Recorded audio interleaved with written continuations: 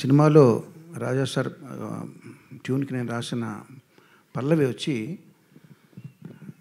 ఏదో ఏ జన్మలోదో ఈ పరిచయం, నీదో నీ వల్ల నాదో ఈ పరవశం, రాగం నీదై పల్లవి నాదై, చరణం చరణం కలిసిన వేళ పయనాలు ఏ హిమాలయాలకో అన్న పల్లవి. సాధారణంగా డైరెక్టర్ సిచ్యువేషన్ చెప్పినప్పుడు ఆ పాత్రలకి తగినట్టుగా, ఆ సన్నివేశాలకు తగినట్టుగా, కథకు తగినట్టుగా పాట రాయడం అనేది జరుగుతుంది, ఏ రచయిత అయినా సరే. ఇది ఈ పర్టికులర్ పాట ఇది నా జీవితానికి కూడా సంబంధించింది మీకు చెప్పబోతున్నాను. ఎట్లాగంటే, నేను శ్రీ కేవి మహాదేవన్ గారి వీరాభిమాని అండి. నేను ఆయన పాటలు అంటే చాలా ఇష్టం, ప్రతి పాట కూడా తెలుసు ఆయన చేసింది. అట్లాంటి పరిస్థితుల్లో నేను కాలేజీలో చదువుకునే రోజుల్లో యుగంధర్ అనే ఒక సినిమా వచ్చింది. అందులో దాస్తే దాగేదా అనే పాట వినేటప్పుడు పర్టికులర్ థర్డ్ బీజియంలో, అంటే సెకండ్ చరణం ముందర వచ్చే బీజియంలో ఒక వైలన్ బీట్ వస్తుంది.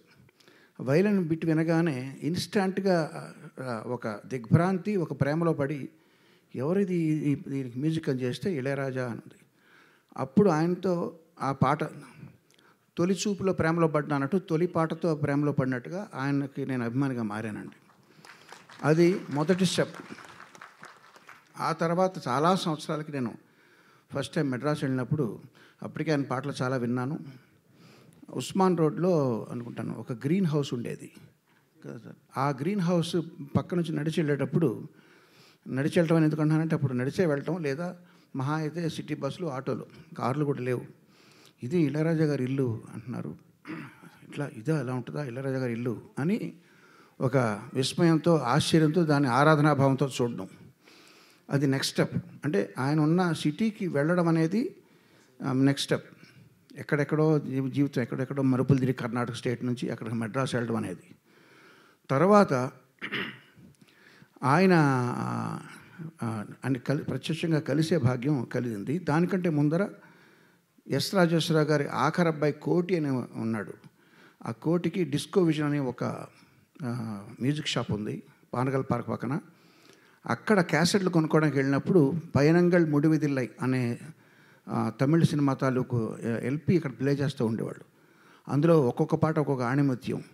అవి వింటూ ఇది కదా సంగీతం అంటే, ఎలాగా ఎంత అద్భుతం అని అక్కడ మళ్ళీ దిగ్భ్రాంతికి గురి చెందడం, ఆరాధనాభావం పెరగడం, అదొక స్టెప్. అయితే తర్వాత అన్వేషణ రిలీజ్ అయిందండి వంశీ గారిది. అందులో కీరవాణి అనే ఒక పాట ఉంది.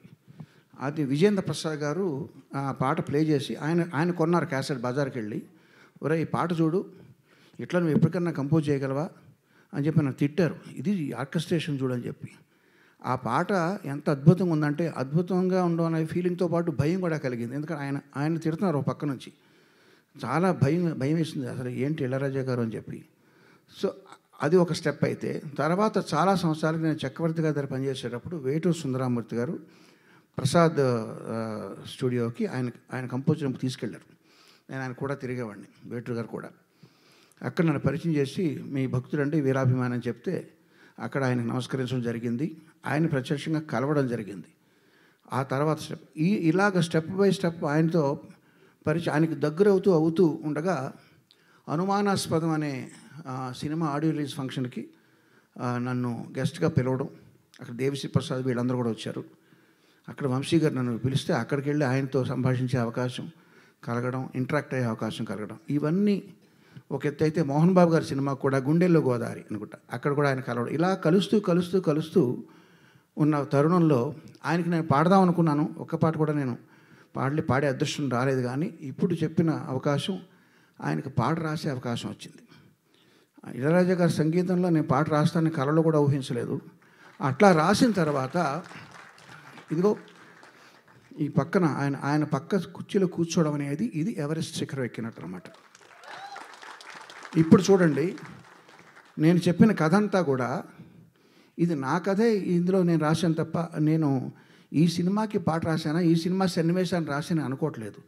ఏదో, మళ్ళీ పాడుతున్నా చూడండి. ఏదో ఏ జన్మలోదో ఈ పరిచయం, నీదో నీ వల్ల నాదో ఈ పరవశం, రాగం నీదై. సార్ పాడమన్నారు, అదేనండి. ఆ పాటలో ఈ భావాన్ని సినిమా కోసం కాకుండా ఇప్పుడు దాకా నేను చెప్పిన రాజా గారి పట్ల ఉన్న నాకున్న అభిమాన భావానికి సంబంధించిన పాటగా మీరు అర్థం చేసుకోండి.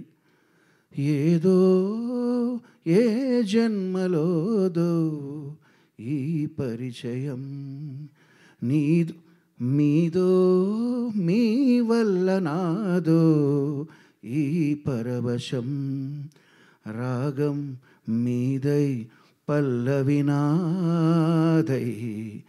చరణం చరణం కలసిన వేళ పయనాలు ఏ హిమాలయాలకో. ధన్యవాదాలు సార్. ఈ అవకాశం నాకు ఇప్పించిన రూపేష్, పవన్ వారికి నాకు పరిచయ వారధిగా నిలిచిన మా మిత్రుడు చైతన్య ప్రసాద్ గారికి ప్రత్యేక ధన్యవాదాలతో మీ అందరికీ కూడా శుభాకాంక్షలు. రాజా గారు నా గాడ్ ఫాదర్ లాంటి ఆయన. నా కెరీర్లో మొదటి 2 సంవత్సరాలు ఆయన మ్యూజిక్ నేను కాపీ కొడుతూ, కాపీ అంటే కాపీ కాదు, ఇన్స్పిరేషన్ తీసుకుంటూ, మీరు వినండి, ఫస్ట్ 2 ఇయర్స్లో నేను చేసిన పాఠాన్ని కూడా రాజా గారిని ఇన్స్పైర్ అయ్యి ఆ స్టైల్లో ఉంటుంటాయి. తర్వాత ఎవరి స్టైల్ వాళ్ళకి వస్తూ ఉంటుంది.